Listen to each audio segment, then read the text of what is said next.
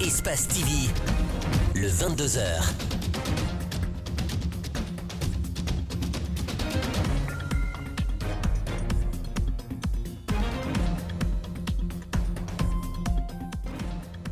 Bonsoir à tous et merci de nous choisir pour vous informer. Bienvenue dans ce 22h dont voici le sommaire. Massila a rejoint sa dernière demeure ce mercredi.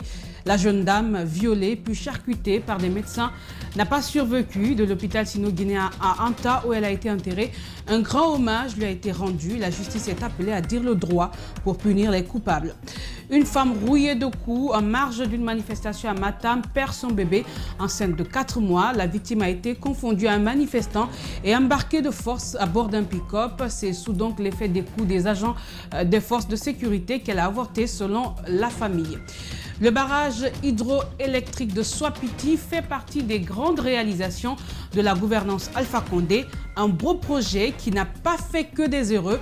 À Dombélé, une localité de Bangouya, l'on fut la montée des eaux et c'est le barrage hydroélectrique de Soapiti qui est en cause. Aboubakar Silla, Djibril Kabak Kamara, nous mènerons auprès des populations concernées au compte du grand format.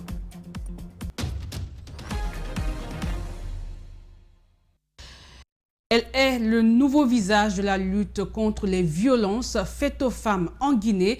Le corps de Massila est arrivé à Conakry hier soir. La jeune dame, faut-il le rappeler, est décédée dans la soirée du samedi 20 novembre dans une clinique de Tunis après avoir été violée par des médecins avant de subir un avortement et des complications graves. Parents, amis et membres du gouvernement et activistes des droits des femmes se sont mobilisés à l'aéroport pour accueillir sa dépouille. Mariam Fodé Camara, Aliou pour le compte-rendu.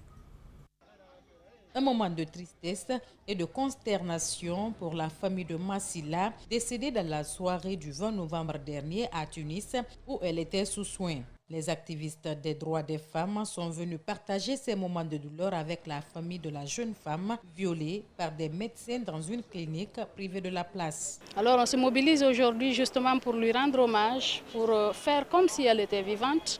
Et je pense qu'elle est décédée, mais elle servira d'exemple à beaucoup d'autres parce qu'on ne la laissera pas partir comme ça. On l'immortalisera.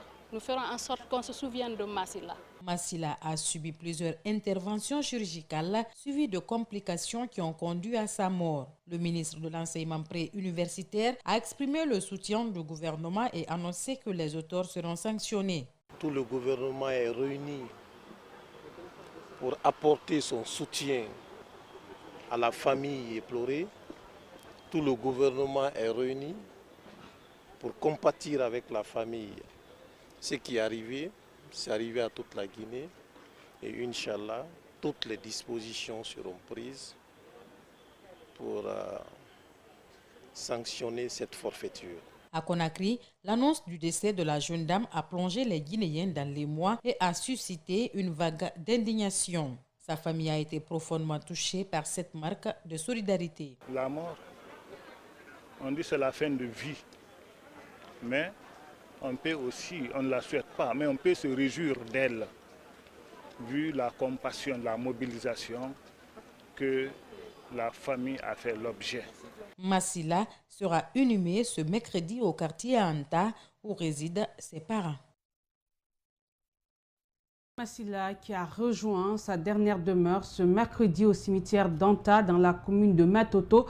Mais avant, un symposium a été organisé à l'hôpital sino-guinéen au cours duquel ses proches lui ont rendu un dernier hommage. Les associations de défense des droits humains et citoyens venus accompagner la victime ont chacun demandé que justice soit faite pour Massila. Suivez donc les détails avec André Mossé Milimono et Alcine Kamara. Après avoir été violée puis opérée plusieurs fois, Massila n'a pu survivre à sa douleur. Ce matin, ses proches lui ont rendu un dernier hommage à travers ce symposium. Sa famille exprime toute sa satisfaction et sa gratitude de voir une telle mobilisation autour de la victime. La consolation de la famille de Massila, elle est très grande. C'est de savoir que Massila a été bien suivi, bien soigné par l'équipe médicale qui avait la responsabilité de son traitement. Mais également, vous avez été très nombreux à lui rendre visite au chevet de son lit à l'hôpital. Les activistes des droits humains et plusieurs autres citoyens ont accompagné la victime dans son parcours douloureux jusqu'à son décès. Ils demandent justice pour elle. Que la procédure soit accélérée, c'est ça notre fierté, le fait que ces criminels puissent répondre de leurs actes. Nous nous battrons pour que celui qui est en cavale soit arrêté et soit aussi jugé et condamné à la hauteur de ses forfaitures. Nous voulons qu'il médiatise le procès Massila, que tout le monde entier regarde comment ces criminels ont été sanctionnés. En réponse, le gouvernement guinéen, à travers ses représentants, disent ne ménager aucun effort pour que les bourreaux de Massila soient jugés et punis à la hauteur de leur forfaiture. Le gouvernement fera tout son possible pour que les coupables soient punis et que le Guinéen sache que nous devons nous en remettre à Dieu, prier pour le repos de l'âme de Ma. Décédé le 20 novembre dernier en Tunisie, Massila repose désormais au cimetière d'Anta. Je vous le disais dans les titres, une femme enceinte de 4 mois embarquée de force à bord d'un pick-up a perdu son bébé sous l'effet des coups des agents des forces de sécurité selon la famille de la victime. Les faits se sont déroulés ce mercredi au quartier Matam alors que les habitants de cette localité manifestaient pour exiger le départ du chef du conseil de quartier qu'ils accusent de gestion opaque. La femme aurait été confondue aux protestataires. Suivez. Mercredi matin, les habitants de Matam scandent des slogans hostiles à l'actuel chef du conseil des quartiers. Leur colère, ils l'expliquent notamment par un manque d'infrastructures. Les citoyens reprochent à Minka Conté une gestion opaque et exigent son départ immédiat. On s'est réunis pour demander le départ plus simple du chef quartier. La gérance du quartier n'est pas normale. Dans la manifestation, Salimatou Kamara a assisté à l'arrestation de ses parents biologiques, dont sa mère en état de famille, embarquée à bord d'un pick-up. Ma mère est enceinte de 4 mois. Je lui ai dit de ne pas rejoindre les manifestants. Elle a répondu qu'elle s'arrête jusqu'au bord de la route. La police a lancé des gaz. 2 agents sont venus. Malheur pour la jeune fille qui a été informée par le médecin de la famille que sa mère enceinte de 4 mois a avorté sous l'effet des coups des agents de sécurité. Ma mère a avorté. Nous nous rendons là-bas à l'instant. Elle n'était pas allée manifester. Le chef des quartiers mis en cause nous a conduits chez son vice-président pour donner sa version des faits. Il y a 2 personnes dans ce groupe qui ont été remerciées par le chef de quartier. L'autre m'a dit que le chef de quartier les a remerciés. Lui aussi, il sait maintenant ce qui entoure le pouvoir. Donc lui aussi, il fera tout pour se maintenir au pouvoir. Il va chercher par tous les moyens pour être chef de quartier. La police est intervenue pour disperser la foule à coups de gaz lacrymogène. Le changement de régime ne doit pas affecter les rapports de bonne coopération avec les institutions internationales. C'est dans ce cadre qu'une délégation de l'UNICEF s'est rendue ce mardi chez la nouvelle garde des Sceaux pour réitérer l'engagement de l'agence onusienne à poursuivre sa collaboration avec le département. Plusieurs sujets ont été abordés lors de cette rencontre. C'est un compte rendu signé Yena Bangoura, Abakar Keke Bangoura. En Guinée, la justice pour enfants, le cadre réglementaire et législatif de la justice, mais aussi les services de protection pour enfants, attirent moins les attentions. C'est donc pour changer la tendance que la délégation de l'UNICEF a rencontré la ministre de la Justice et des Droits de l'Homme. Ça, c'est 2 domaines qui sont très importants, mais qui connaissent beaucoup de difficultés.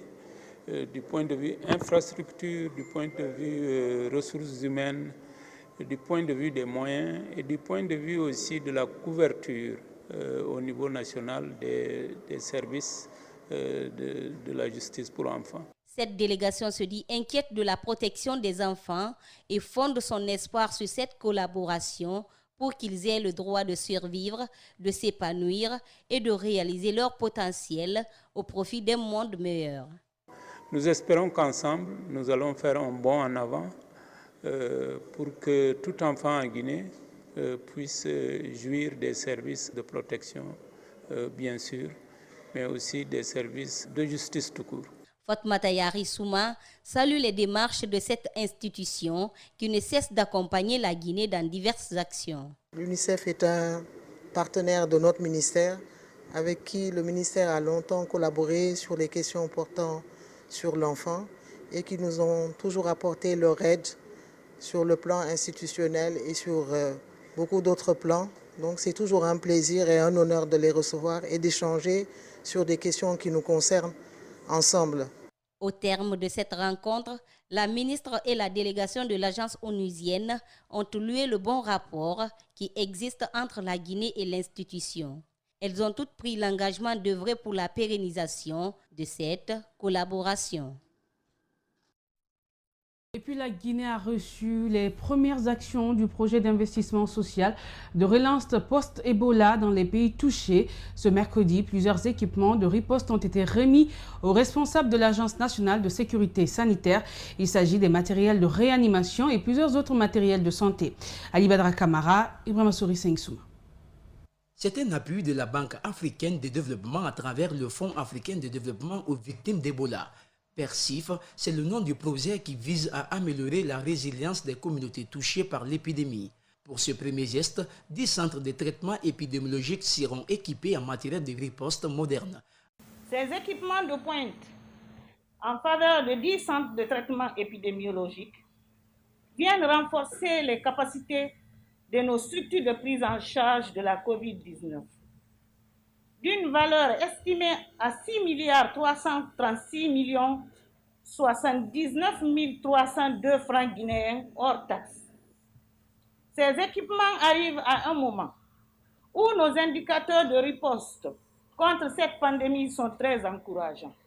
Ce geste en faveur des services de réanimation du pays vient augmenter le nombre de matériels de réanimation. Sur le bémol, l'insuffisance des médecins anesthésistes en Guinée. Nous sommes que 9 anesthésistes réanimateurs en République de Guinée, tous formés par nos propres frais. Et donc, nous appelons l'État, par exemple, à offrir des bourses pour la formation des médecins anesthésistes réanimateurs. Et ça aiderait le pays en cas de crise de telle ampleur pour qu'on puisse les prendre en charge. Le projet vise spécifiquement la restauration des services sociaux de base, la relance des opportunités économiques pour les femmes grâce à la création d'emplois durables dans les entreprises et sur les marchés à valeur ajoutée. Je salue les efforts de coordination du PERSIF pour les résultats obtenus. Je félicite l'Agence nationale de sécurité sanitaire pour son dévouement dans la lutte contre les épidémies dans notre pays et ses efforts inlassables contre la COVID-19. Dans les jours à venir, 4 centrales d'oxygène seront installées dans les 4 régions naturelles. La PIP, Enabel et Entrepreneuriat Féminin ont présenté ce mercredi le programme PEPIT, une initiative financée par le Royaume de Belgique qui vise à sensibiliser, à améliorer et à accompagner 150 micro-entreprises gérées par des femmes. Lady Agri Impact Investment Hub est le bénéficiaire contractant qui met en œuvre le programme PEPIT avec un seul objectif, aider les entreprises à sortir la tête de l'eau. Mamadou Saliouba, Ibrahima Souri Kamara. Comment faire évoluer les mentalités et casser cette image de femmes africaines misérables? Pour y arriver, la PIP, Enabel et Entrepreneuriat Féminin lancent le programme PEPIT qui vise à sensibiliser, structurer et améliorer la performance de 150 micro-entreprises gérées par des femmes sur l'axe Conakry-Kindiamamou. Nous savons tous que quand les femmes progressent, elles créent une marée montante pour les autres femmes dans leur chaîne de valeur. La femme entrepreneur est garant d'impact, mais malgré ce fait, elle est souvent laissée en deuxième rang ou oubliée dans la formulation des programmes et projets qui ciblent la croissance, le partenariat commercial, l'investissement. Le programme PEPIT vise en priorité les entreprises issues de GRAP Hospitalité et Tourisme, Digital et Ville Durable, mais aussi des micro-entreprises évoluant dans l'art culinaire, l'agroalimentaire, la mode, le design, la décoration, la teinture, les services à la personne, la collecte et la valorisation des déchets, le e-commerce, l'événementiel ou encore le bâtiment. Un programme de plus pour aider les entreprises à sortir de l'ornière. Le programme Pépite est la matérialisation de notre conviction dans un entrepreneuriat, non pas de survie, mais de croissance.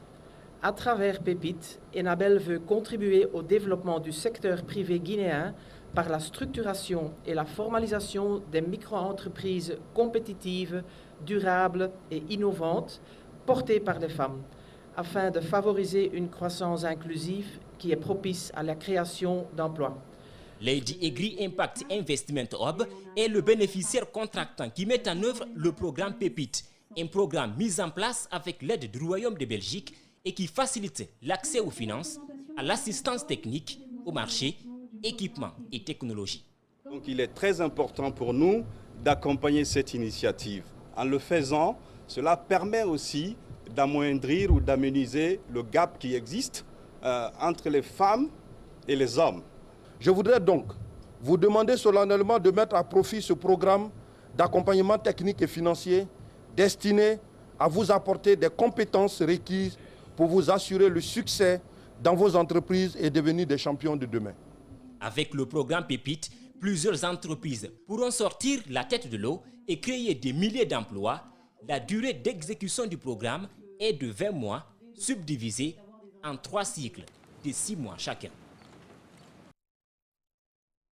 22 novembre 1970, 22 novembre 2021, cela fait exactement 51 ans que la Guinée a été victime de l'invasion des troupes portugaises. À cette occasion, l'organisation des collectifs de l'agression 117 nous rappelle les faits au micro de nos reporters Djene Bemba Koulibaly et d'Ibrahima Souri Kamara. Cette cérémonie s'inscrit dans le cadre de la commémoration de l'agression portugaise en Guinée.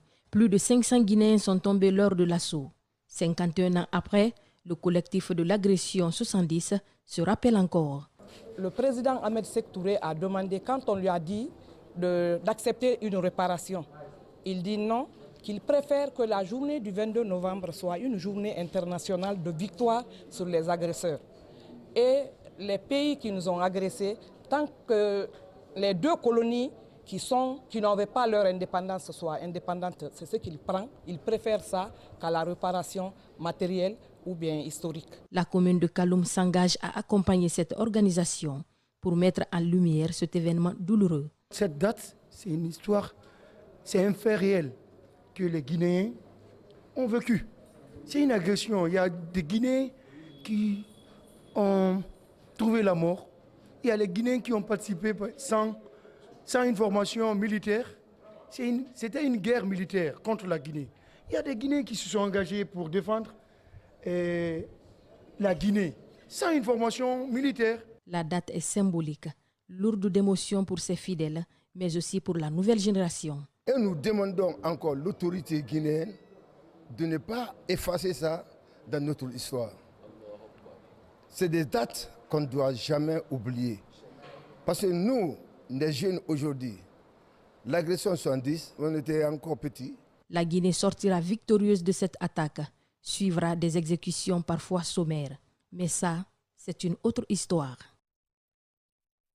Dans l'euphorie de l'arrivée du CNRD au pouvoir, le président du Goa entendait le groupe organisé des hommes d'affaires avait invité les commerçants à baisser les prix sur le marché, une manière d'aider alors les nouvelles autorités. C'est ce qu'il avait dit. Beaucoup s'attendaient à ce que cette mesure soit effective. Elle n'est pas effective, au contraire, les prix augmentent sur le marché. Pourquoi donc s'interrogent des citoyens? Mamoudou Bouléré Diallo et Mohamed Kapelo Silla ont donné la parole à quelques vendeurs sués. Le combat d'uniformisation des prix sur le marché guinéen reste encore un rêve, lance un citoyen. Les prix n'ont pas baissé. Le riz, l'huile, la pâte d'arachide, tout est cher. Pourtant, la pâte d'arachide est produite en Guinée. Avant, c'était à 450 000. En ce moment, c'est la récolte. Nous achetons à 400 000 le bidon. Malgré la chute de 1000 francs guinéens sur le prix de carburant à la pompe, le marché est toujours cher, constatent des citoyens. Ils invitent les autorités à agir pour que les prix baissent sur le marché.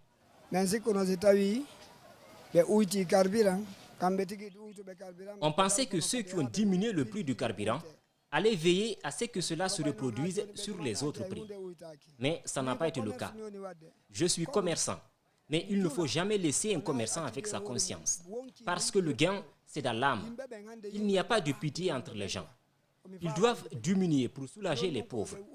Mais chez nous ici, c'est la loi de la jungle, où le plus fort écrase le plus faible. C'est ce que je vois. Pourtant, le président du groupe organisé des hommes d'affaires Goa avait demandé aux commerçants de diminuer les prix en guise d'accompagnement de la gente à la réussite de la transition.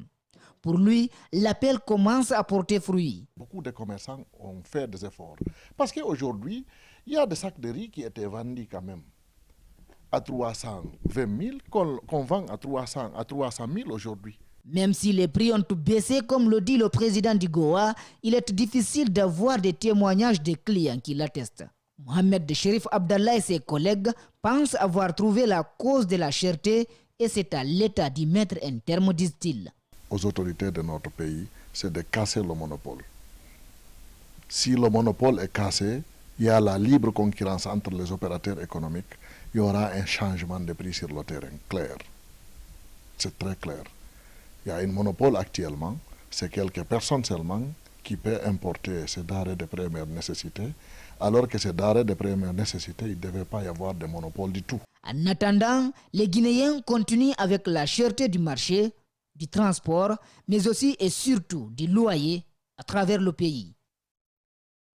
Construction et modernisation des marchés de Conakry. À Coloma, l'initiative en elle-même est saluée, mais les occupants, pour la plupart, trouvent à redire quant à la bonne poursuite d'un tel projet.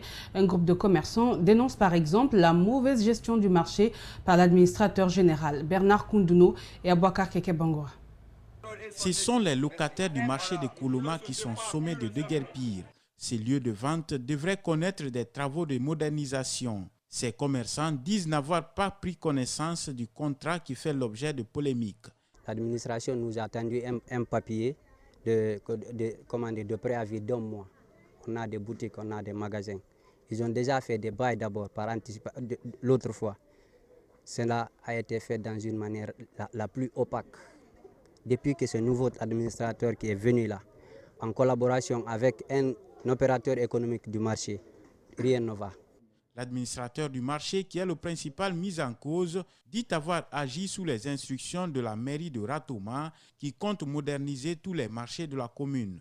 Il y a une décision que le maire vient de prendre, qui est rentrée en vigueur le 5 novembre jusqu'au 5 janvier, un préavis donnant tous ceux qui sont dans les marchés, transformer des boutiques ou des magasins en des dortoirs, de les libérer au plus tard le 5 janvier.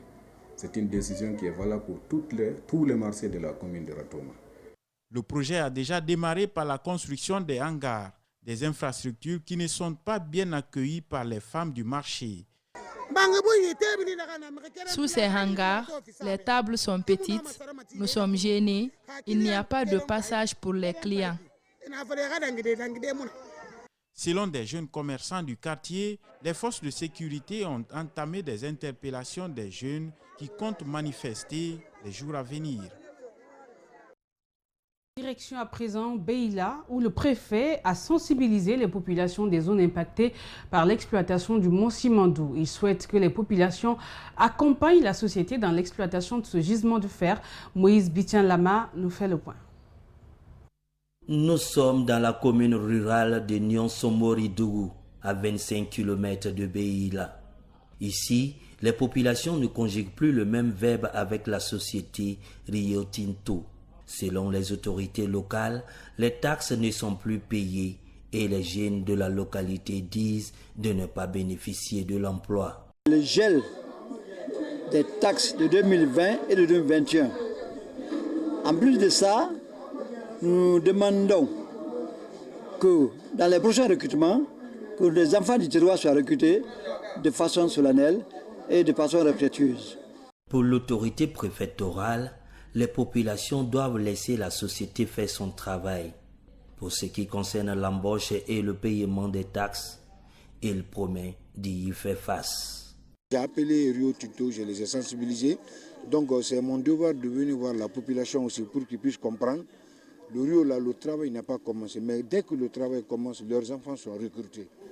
Donc ils n'ont qu'à laisser la paix d'abord pour ne pas qu'on essaie d'arrêter le véhicule de Rio Tinto. Sinon, on risque de le faire fuir. Et là, je ne veux pas beaucoup de bruit. Cette sensibilisation s'est terminée par la compréhension entre les deux parties. Les populations se disent satisfaits de cette médiation du préfet de Beila. La LONAGUI a lancé ce mercredi le produit Kosi Kosi, un produit qui permet aux parieurs de gagner jusqu'à 100 millions de francs guinéens.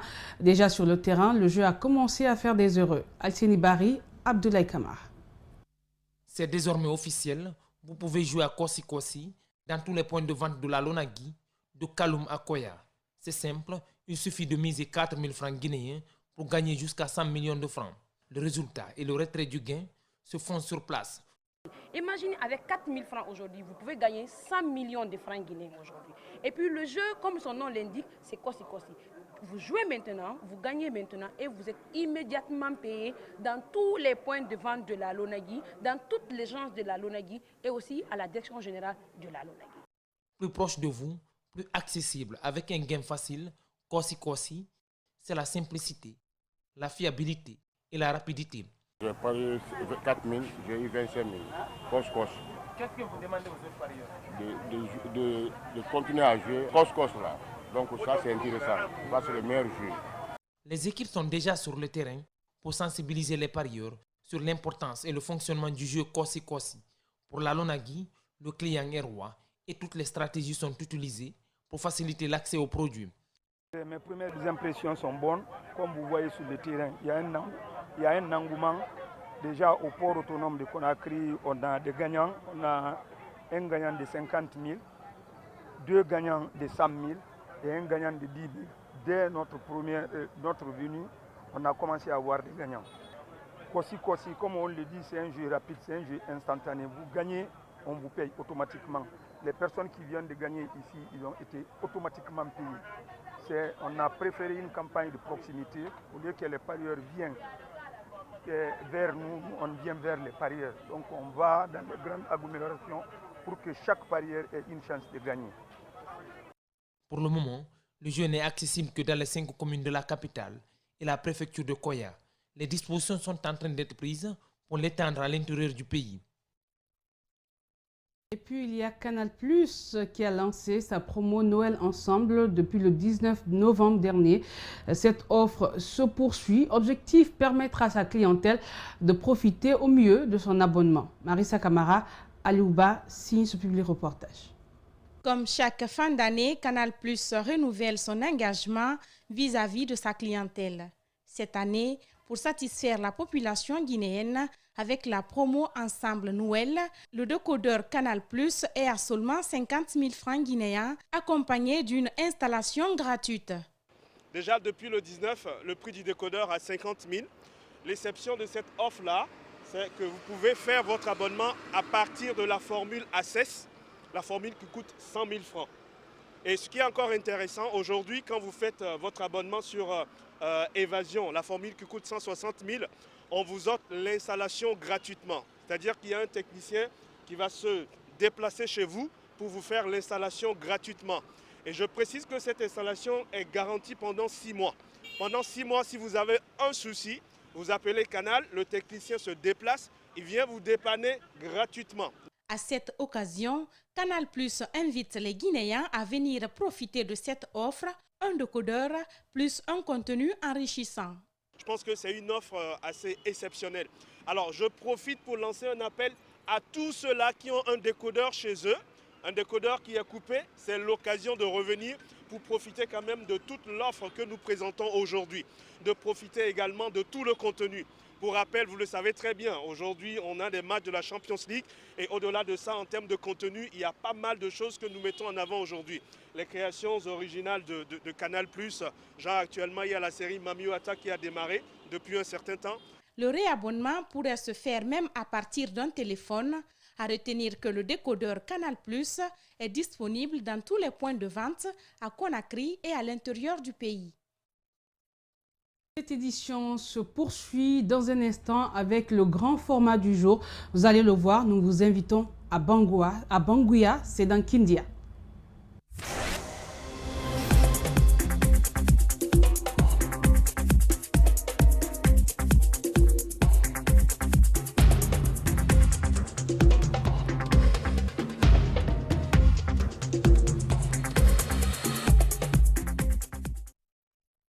La vie des habitants de Dombélé est aujourd'hui menacée. Cette localité de la sous-préfecture de Banguya fait face à la montée incessante des eaux du barrage hydroélectrique de Soapiti. Ce dimanche, nos reporters se sont rendus dans la localité située à environ une centaine de kilomètres de Kindia pour toucher du doigt les réalités. Abakar Silla, Djibril Kamar. Dombélé, dans la sous-préfecture de Banguya, ici, vivent plus de 2537 habitants. Depuis la réalisation du barrage hydroélectrique de Soapiti, les eaux envahissent les habitations. Tous les côtés du village sont pris par les eaux du barrage. Donc l'endroit où nous étions, nous partons pour élever nos bœufs, ou les endroits où nous pouvons travailler pour gagner quelque chose, ces endroits-là aujourd'hui ont été pris par les eaux du barrage. Des champs de culture entièrement inondés, des habitations en partie à terre, des orangiers, des manguiers, des bananiers, tous sont aujourd'hui détruits par des eaux du barrage. Les fruits que vous avez voyez devant vous ici, ce n'est pas encore l'air, n'est pas arrivé à les cueillir. Mais en ce moment même, on est obligé de se gâter parce qu'il n'y a pas maintenant de fruits. C'est que les bananiers, les oranges que nous avons, les avocats, tout ça c'est parti dans l'eau aujourd'hui. Ce qui nous reste ici aujourd'hui, ça ne peut pas suffire à la population qui est là. Selon nos informations, la plupart des maisons du secteur de Mbélé ont été recensées par le passé par une équipe déployée par les anciennes autorités. Depuis lors, rien de concret n'a filtré quant à leur réhabilitation. C'est 15 concessions qui ont été recensées ici, mais jusqu'à présent, les gens qui sont venus pour le recensement, ces gens-là jusqu'à présent n'ont pas été dédommagés, n'ont pas été localisés. Jusqu'à présent, ces gens-là sont sous toit. Il y a d'autres qui se courent là-bas et viennent à côté de leur famille ici rester. À Dombélé, un nombre important d'écoliers apprend. Mais au regard de la forte présence de l'eau du barrage hydroélectrique de Soapiti autour du secteur, la continuité de la formation des tout-petits pourrait être menacée. Là où nous sommes, il y a des difficultés. Parce qu'aujourd'hui, nous sommes entourés par l'eau. On ne sait même pas que faire. Même les autorités de l'éducation sont informées que là où nous sommes, aujourd'hui, ça ne va pas. Les élèves sont là, nous sommes entourés par l'eau. C'est une seule route qui est là. On passe par là-bas. Dans ce secteur du district de Barengatia, situé environ à une centaine de kilomètres du centre-ville de Kindia, les femmes de la localité sont aussi préoccupées par la montée des eaux. L'inquiétude que nous avons, c'est la montée des eaux du barrage hydroélectrique dans le village. Les singes montent, nous ne savons pas où aller. Et même de l'eau à boire, nous ne gagnons pas. Dans tous les sens, l'inquiétude monte chez les habitants. Pour s'assurer de la gravité de la situation, nous avons décidé de faire un petit tour à bord d'une pirogue. Les gens tombent malades ici. Or, le transport pour Kindia Centre coûte trop cher. Nous demandons aux autorités de venir nous recenser pour nous envoyer dans une autre localité. Car nous ne pouvons plus rester ici. Les eaux montent et les animaux aquatiques rentrent même dans les maisons. À l'image du secteur de Mbélé à 7 km du fleuve Kankouré, beaucoup d'autres localités de la sous-préfecture de Banguya sont aujourd'hui confrontées aux mêmes réalités. Une invite est donc faite aux nouvelles autorités pour résoudre ce problème qui devient de plus en plus inquiétant. Voilà donc ce qui met fin à cette édition d'information. Grand merci à tous de l'avoir suivi. Merci à toute l'équipe de la rédaction, mais aussi à l'équipe technique du jour. Portez-vous bien et passez d'excellents moments en compagnie de nos programmes.